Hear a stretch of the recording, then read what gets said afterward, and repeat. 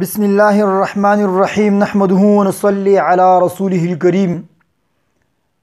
بازار کې تجیرون یو بل سکیم څه هغه ته غرر دوکا اور جوړی ویلی شي. هغه نن سبا په مارکیټونو کې کیږي.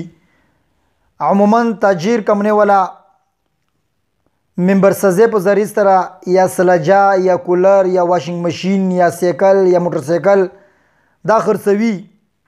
څه د هغه صورت دغه چې یو شی بازار کې په 5000 باندې خرڅېږي.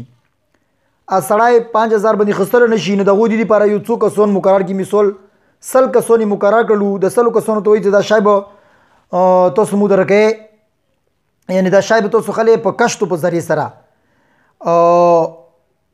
45 مهینې کې څه 45 مهینې 100 روپۍ ورکړي. دا تقریبا 4500 روپۍ د هر یو کس جوړېږي. نه 100 ممبران دغو ته ورکړي.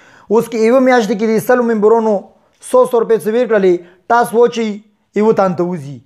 اول میاشت کې نه اول میاشت کې هر یو کس 100 روپۍ کړي چې دا چا ته ووتلو، نو دې ته دا شی په 100 روپۍ کې ګویا کې ووتلو. دویمې میاشت کې چې بل چا ته ووتلو، هغه ته په 200 روپۍ کې د 5000 والا شی ووتلو. همداسې بل ته 45 مهینې پوره کېږي.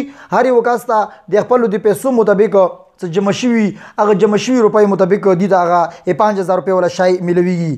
لہذا دغه 45 ما څه کله پوره شي، ټولو ته خپل شی ورسیږي او هغو کمپنۍ ته خپل څه کوم هغه د دوکان ده یا کمپنۍ ده یا تجیرون دي، هغو ته خپلې پیسې میلو شي.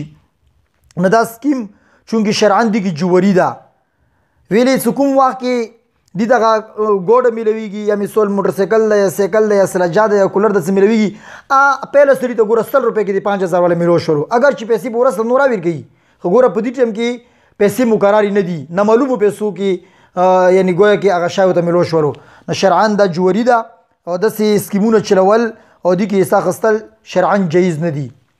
یو بل صورت هم دا کله کله یو سړی ده هغه بازار کې څه شی واخلي یو دکاندار نه، هغه ته د نغدو روپۍ ضرورت وي، دکاندار دې ته چیک ورکړی وي، نو دا چیک په بل سړي باندې خرڅ کړي. مثال هغه کې وي 10000 روپۍ چیک کې، دوی چاته وي کې په 9000 روپۍ باندې څنګه چیک واخله 10000 روپۍ دی کې موته په 9000 روپۍ راکړه، موته اوس جلدی کې ضرورت ده، نو دا ته واخله موته 9000 روپۍ راکړه. هغه 9000 روپۍ دی ته وي کې د چیک کې 10000 روپۍ دا سړی واخلي او هغه لوړ شي ځون کې خپل مقرر وخت کوم تاریخ باندې چولي یا ځون ته لوړ شي هغه 10000 روپۍ ونه روبسي. نو نن سبا بازار کې دا نومونه چیکونه هم خرڅېږي، کله کله په زیاتو باندې خرڅ شي، کله کله په کمو باندې خرڅ شي. یعنی چیک کې وي 10000 په 12000 باندې خرڅ شي، کله کله چیک کې وي 10000 په 9000 باندې خرڅ شي. نه یقینا څه د خپل اصل روپیو نه څه چیک ورکړي دي، هغه نه زیاتو باندې خستل، هغه نه کمو باندې خستل، دا نومونه خریداري دي چیکونو، دا هم سود ده او جایز نه دي، دا نه جایز دي او حرام دي. الله تعالی د تاسو مو ټول دغو خبرو ادا نومونه کوربور نه باند وساتي، من وساتي. آمین برحمتک یا ارحم الراحمین.